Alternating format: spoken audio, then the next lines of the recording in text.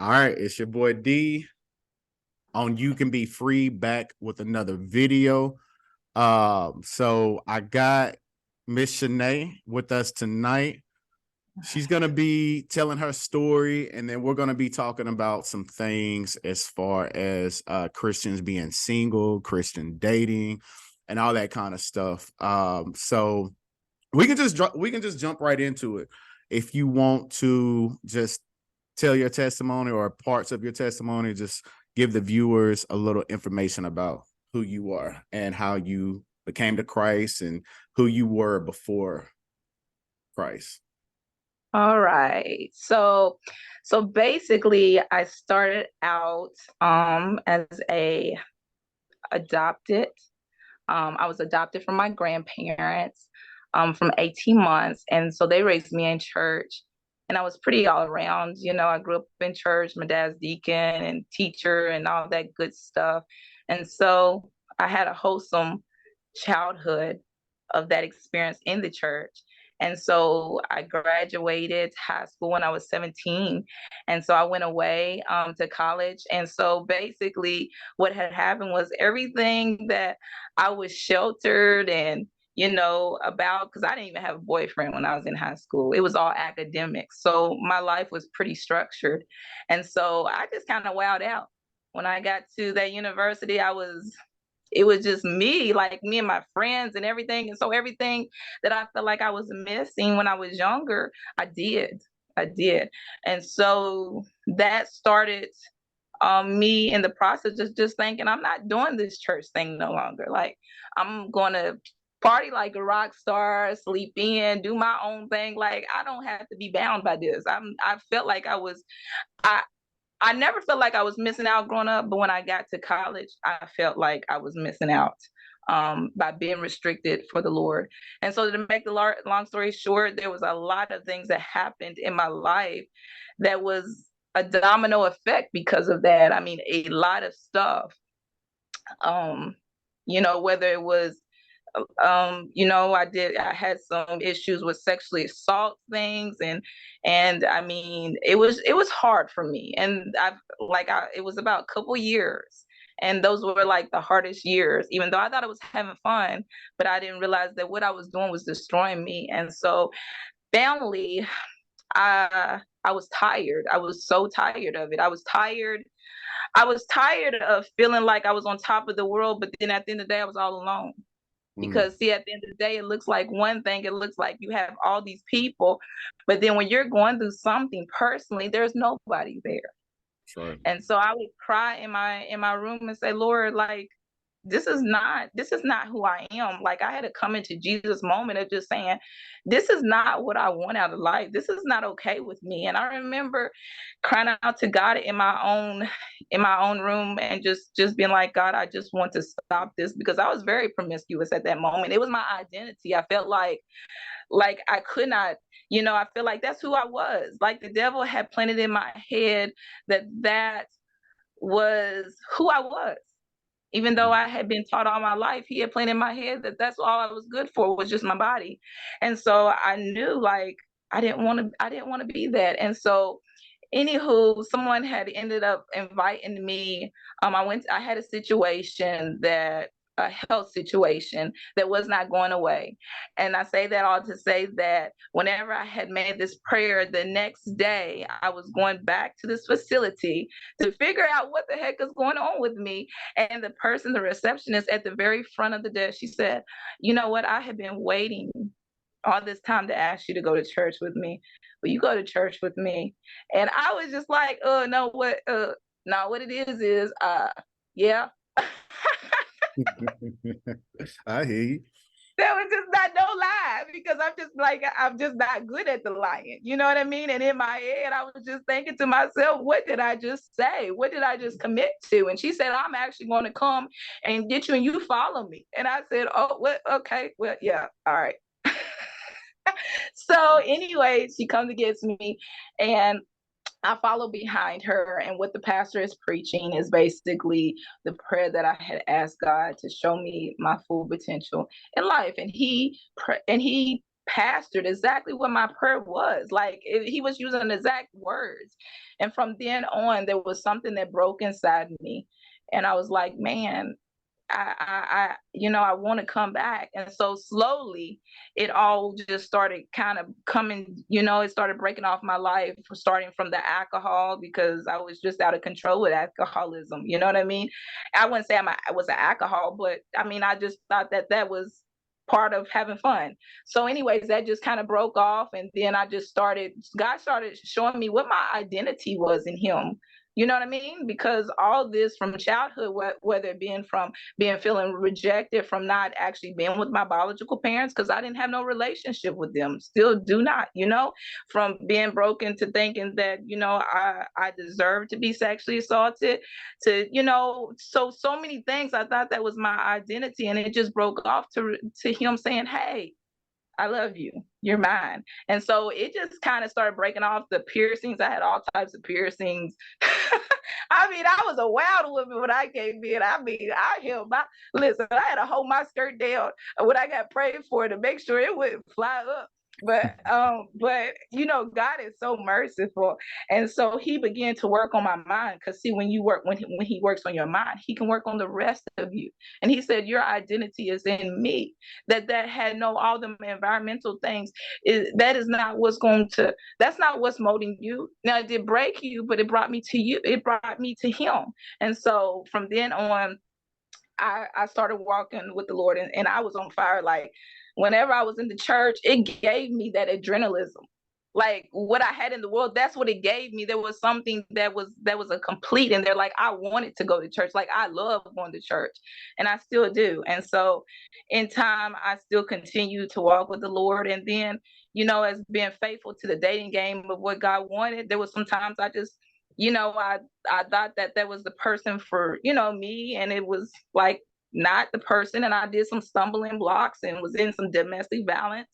All my relationships that I've been in are domestic violence, and I had to realize that there was a root from that.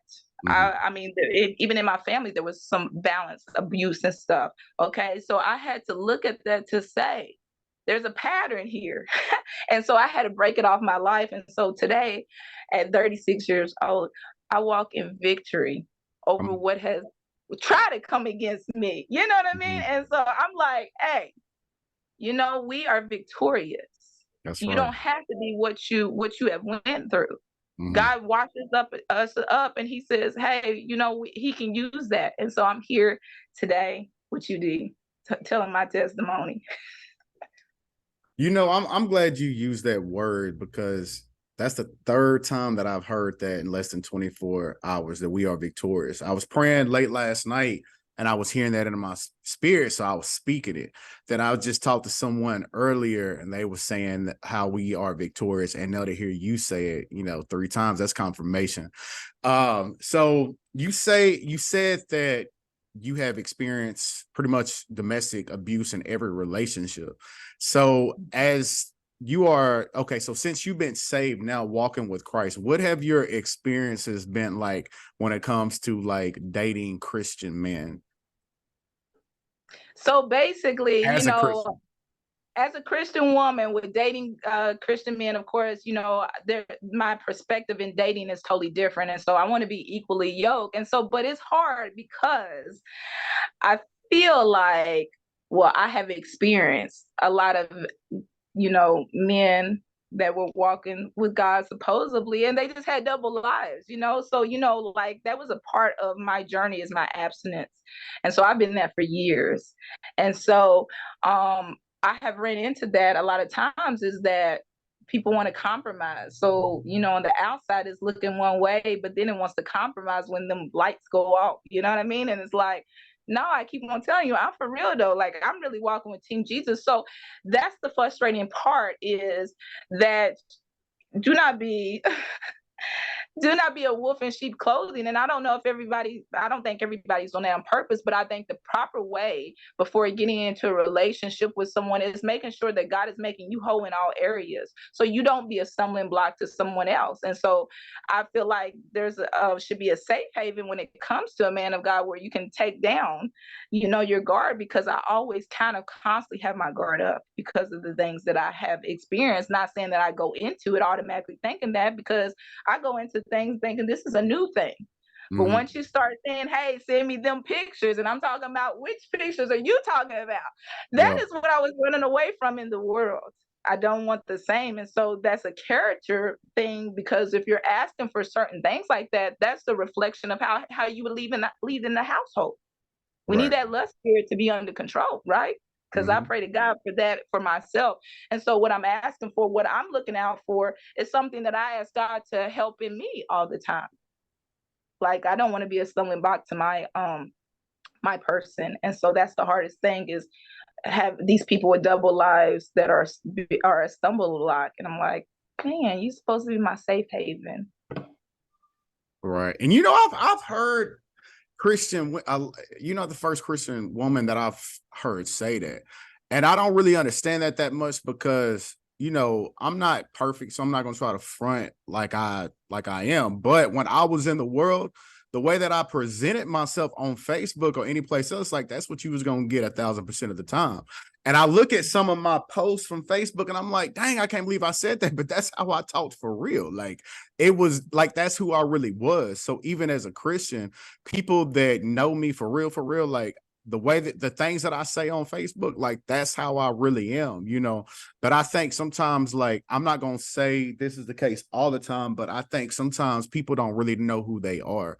Or if they was a person who was two different people before they got saved, they bring that personality, they bring that spirit in the church. They didn't know who they was before. So sometimes people don't really know who they are, even, with the church. That carries over. You had said something about perspective. What is your perspective on singleness?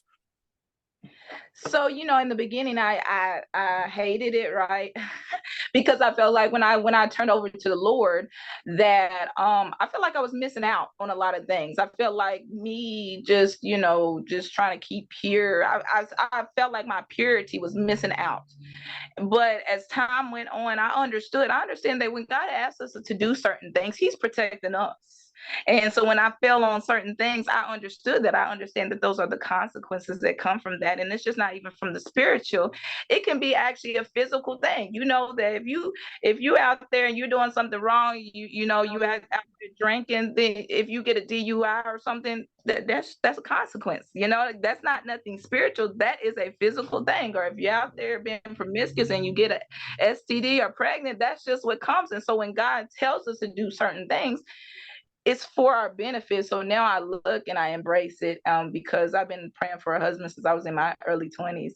And so I've learned to embrace it, and I've learned to to get to grab on him. I learned to take this as an opportunity to get to know him more.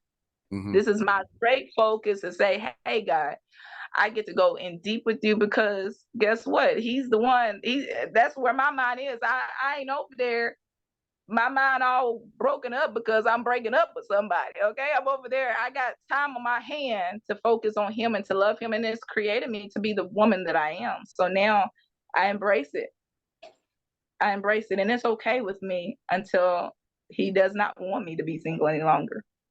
So how do you deal with loneliness when you because we talked a couple of times before and you was telling me how you used to go out and about and stuff like that, and I know you don't live that way no more, but like when you see other people in their relationships and Valentine's Day come by, Christmas, New Year's, all that stuff, like how do you deal with that? So when it comes to that, you know what? I just know that God is preparing me for the best. And so I've been in situations where I rushed into, or I've seen other people have situations where it looks some type of way and then they're crying. I get it. I know that if we wait on him, we will get the best for ourselves. And I trust him. So when you get to that level of trusting him, you be like, hey, God. you know what's up, because something can look good and he could be saving you from a heartache. I don't want no more heartache. So that's why I embrace. So I just learned when it comes time to those things, I, I just ask God, hey, teach me to be the woman for my husband. Okay. And so I just pray for him all the time. And I almost be like, hey, if I'm eating something right here, I visualize this will be my husband over here in this area one day. And so I look forward to that. It keeps me motivated to keep on going, because one year it'll be different. I hear you. So I know you got a couple of questions for me. I do. And so whenever you're dating women, how do you decipher between the woman that is worth your time and from versus a woman that's not worth your time?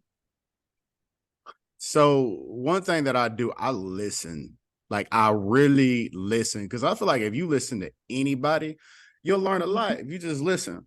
And I think sometimes when people go into bad relationships, they see and they hear the red signs, but they like, oh, okay, well, he gonna change, or she gonna change, but they don't, they just they look past certain things. But I feel like me being a man, what we really look for is we look to come home to peace, or to be able to talk to somebody when you've had a long day at work or when you got other stuff going on in your life. Especially like with me as a leader, I work in a place where there's a lot of stuff going on. And so, I take on a lot of people's issues, even without, my job, and just like people call me and stuff like that. And that's cool. But I need to be able to talk to somebody, and at the same time too, not just that, but like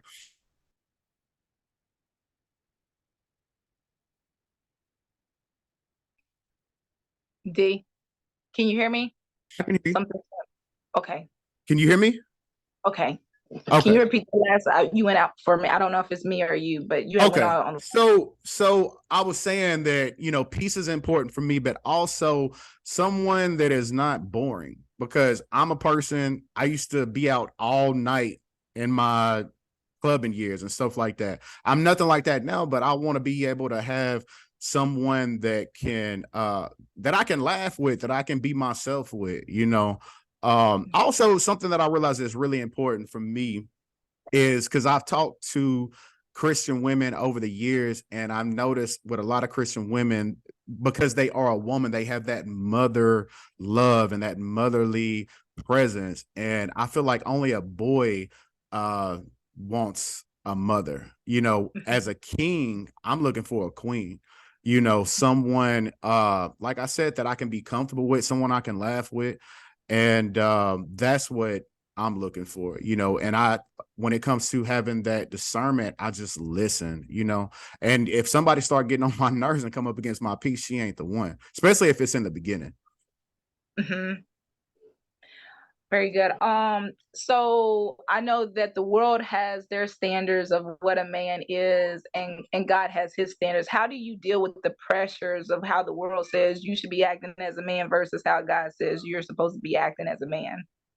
It really ain't no pressure on me because I really don't care. Like, I don't care when it comes with the world thing. Like I don't. No, I do not care. And one thing I'll tell you about that is, like, I've been on the other side of the mountain, so I Mhm. know how it is. And when it comes to stuff like that, when I was just talking about how people call and ask me for prayer and I'm ministering to the world. Like I'm ministering to people that are out there that are doing things, and it looked like it's fun. It seemed like it's fun, but like you was talking about, it got consequences. And at the end of the day, like when it comes to people and the world standards and stuff like that, that's not who's taking care of me. The world don't give me peace, but the Prince of Peace do, and that's God. So he is the standard, he's the only one that I'm looking to please. So stuff like that, it really just ain't no pressure to me, just because I've been there. I've been on both sides, and I love this side. So when it comes to God, he's the only one that I aim to please. So, in your singleness, what is your perspective on your singleness, and how do you think your singleness has prepared you for your wife? I actually think it's a blessing because the person that I was, years ago before I got saved, and even after when I first got saved, like I wouldn't be able to give my wife what I can now. And I think it's important for a person to be whole because I think what a lot of people do is they go into marriage broken and then they end up destroying somebody else's life because when you're looking for somebody else to make you whole and that person don't give you what you need or what you want, then you be ready to kill that person. And that's why when you look on the news and you look around the world, you see a man, he's done beat up a woman, done stabbed her, done shot him, done shot himself, her, and the kids, because what happened was he had a false idol in his life. And when people don't live up to your standard, and when you're trying to find wholeness in another person and that person don't give you what you think they should, then you be ready to end it all, And so I'm not looking for somebody to make me whole because that's what Jesus does. I'm looking for someone to add of what God has already done, on the inside of me. And I think it's important for a man to know like what he wants and what he's looking for. And I know what type of woman that I want. And I feel like when you know what you want, you won't waste a woman's time. You won't be with a woman for 6 months or 6 years because when you find your good thing, you're gonna know it. You might not know it right then, but when you know in your heart and when you know in your mind what you spirit, what you looking for, you don't waste people's time because you can talk to someone and you can date or court someone and you can know, okay, this is it, or you can know that this ain't it. And like I said, I feel like sometimes people are just wasting other people's time because they don't know what they want. But I feel like because I've been spending time in a secret place, because I built a foundation with God, with just me and him, I spent a season of deliverance, and I still am going through deliverance, like as far as like, I don't have the same struggles that I used to have, but I feel like, okay, so let me say this. I feel like no matter who you are, a man or a woman, and no matter what, you're going to go into a marriage with some type of baggage. You may not bring baggage that's going to hurt that person, and but you're going to have something that another person is going to have to compromise. But my thing is this, I feel like I've done reached a level where I am whole enough to where the things that I'm dealing with won't hurt another woman, won't bring her down because I've done spent time with God. I know who I am in Christ and I know what I'm looking for. That's awesome. I mean, that's awesome to hear a man say those type of things because, you got to be whole, and that's the thing. That's for anybody. You have to be, and of course, you say it's a continuous thing, but there's just certain things you got to be complete within yourself, and that's not trying to find that from a partner because only Jesus can feel a certain void within us, and then we go from there. And so I think that's a mature to understand that concept because that's when you see people bouncing from one person to another. It's a rebound of, you know what I mean? It's like a cycle. Okay, this hurt me, so let me go on to the next thing that can pump me up for a moment. Right. And you're looking like, why did you like if you were thinking from a healed perspective, most of the time, if a person was thinking from a healed perspective, you wouldn't even be in that relationship. I mean, it's like, come on now, I mean, there's certain things. And so when you're intentionally dating, sometimes it takes time, and sometimes trusting God. And I think that's the scope sometimes that people fall into because when you get into years, sometimes waiting on the Lord, you like, Lord, do I gotta help you out here? You know what I mean? And so, you like, okay, and then you start kind of compromising things you don't need to compromise. I mean, I don't mind compromising as far as, different things in a relationship, but then there are certain things I'm not going to compromise. I'm not going to compromise my relation with the Lord. If I got to compromise my relationship with the Lord, we don't even need to be together. Okay, we highs and buys, and so we cannot try to think that we're going to magically be the one that's going to format that person to change their ways because that might be God having to take them through that. And so what I had learned, I tried to do that and I was in the mud. By the time I got out of the relationship, I was drowning and he was on the boat. I'm like, something's wrong with this situation. And then I feel like I had to get rehabbed. I had to get in God's presence, and He had to You know what I mean? He had to set me on down. And I mean, it took years. You know, I can Right. talk about it and laugh about it right now. That's when you know when you healed from something, Come on. because you ain't going into the next relationship talking about all men and all women. I hate that. It ain't no all women, it ain't no all men, because you chose that. That wasn't what God chose, right? So that's Mhm. why sometimes that's where I am, setting my hips down in time out, and just letting God just pour it out, because sometimes we're broken from even childhood things and don't even realize it unconsciously. And he says, hey, I got to get you together. And guess what? Meanwhile, while we were doing that, I have learned it is okay to pray for your mate. God, walk with him, walk with her, make sure he's doing his, you know what I'm saying, be with him in his ministry. Because at the end of the day, I learned that relationship, I used to just be like, okay, we're just gonna get married and have kids and we done. But no, it's all coming together as one person has this ministry and this person has this ministry, and coming together and being a couple and being a kingdom couple Right. and walking in that and being for both each other, being a support from both of each other is purpose. Once you find purpose in your life, you know, however long you gotta stay single, hey baby, you gonna find me in my purpose. Hey, you gonna find me, hey, you might find me up in there praying, but that's okay. You gonna find me in my purpose, because that's where my passion is. And once I you see. find that, you're okay. That's what it is. I don't know if me and you was talking about this last week, but that's what I was just telling somebody, because I don't know for sure, but for a man, and I can say the same. I don't know what it's like for a woman, but for a man, when you start seeking God and he starts showing you what you were actually created to do on this earth, there's nothing like that. And when you are operating in that purpose, there's no demon in hell and there's no situation that can move you out of that. Because a lot of times people want to know, like, how can you keep doing what you're doing? Like, nothing can stop me because I'm doing what God has called me to do. It don't matter what battle that I be in. It don't matter no trial or no situation, but I'm anchored in the Lord because I notice I'm operating my purpose. So that's why, like, you get hold by doing that, because when you helping people, you are blessing yourself. I was telling somebody not that long ago too, like how I had like an anger issue for a long period of time. But when I preached my first message, and someone came and they were telling me like how, that when they heard my testimony of me, of what I went through and how I lost my mom, and they told me, you know what, I went through the same thing, but they told me their mom died in a fire, which is way worse than my mom died. But he said that, once I heard your story, I got healed and I had peace for the first time. And this man just broke down crying on me. Now, when he did that, I was at first I kind of jumped back, because this was about 7, 8 years ago. So I wasn't used to people doing stuff like that. And I'm like, hold on now. But he really did bring healing to my life, but it's because I was operating in my purpose. And I feel like once a person that is single start doing that, you just get so much peace, but it doesn't mean that it's easy or that you don't have times where you just be like, dang, or you get frustrated, because I go through that sometimes. It's not cool for me all the time, but I'm in my purpose, and so there's nothing like that. So I told you that I was going to ask you about this, as far as like how people can find you, because you got a lot to say.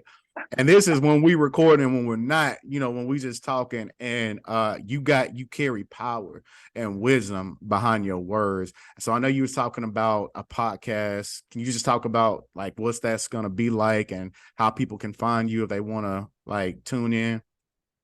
So that is the goal. And so